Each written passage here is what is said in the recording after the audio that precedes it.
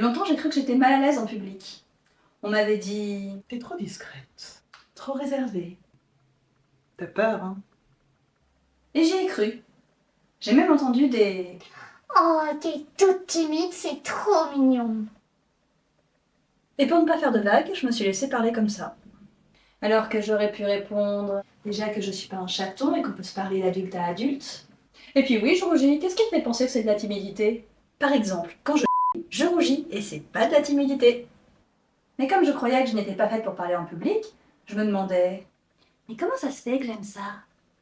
J'ai toujours aimé les activités qui me faisaient faire face à un public. J'ai un peu tout fait.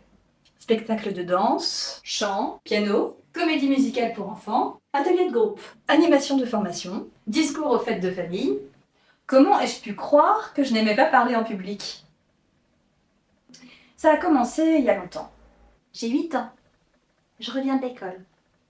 La maîtresse m'a rendu ma copie. Je devais décrire le métier que je veux faire plus tard. Je veux être pianiste, concertiste, soliste. Je vois grand. J'ai une bonne note. Elle disparaîtra vite de ma mémoire. Le commentaire, lui, restera gravé dans ma tête. Excellent devoir, mais pour être une artiste, il faut être beaucoup moins réservé. Elle ne pensait pas à mal, cette institutrice. Elle m'encourageait à participer davantage en classe. Je l'ai pas fait. J'ai abandonné toute ambition de carrière artistique ce jour-là. J'ai continué pour le plaisir, les spectacles comme des loisirs. Et ce que j'adore, c'est juste avant de commencer.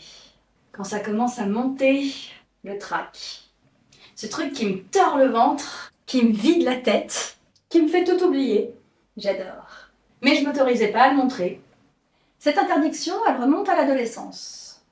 J'ai 17 ans, je passe un oral pour intégrer une école après le bac. J'ai toutes mes chances. J'ai envie de leur dire que je suis la meilleure des candidates. Je suis surmotivée. Comme une dingue. Mais je ne veux pas paraître présomptueuse, arrogante, égoïste. Donc je joue la fille sage. Mon meilleur rôle. Enfin, je croyais. Ben alors, mademoiselle, faut pas rougir comme ça. On vous fait peur? Non, pas du tout. Là, mon corps fait... Tadam! Toutes mes sensations intérieures sont traduites à l'extérieur pour que mes interlocuteurs ne loupent rien. Rougeur, tremblement, dandinement, voix étranglée, souffle saccadé, et bien sûr, mon préféré, le rire nerveux. C'était le pire moment. J'ai voulu l'étouffer, du coup j'ai ri encore plus. En devenant thérapeute, j'ai compris ce qui m'arrivait quand je faisais face à un public. Surexcitation de montrer de quoi je suis capable, émotion forte qui m'anime, humilité qui m'oblige à rester discrète. Je suis trahie par mon corps qui extériorise mes émotions. Je me demande ce que pensent les personnes percevant mon émotion. Je flippe de renvoyer une image erronée de moi-même. Enfin, ça c'était avant.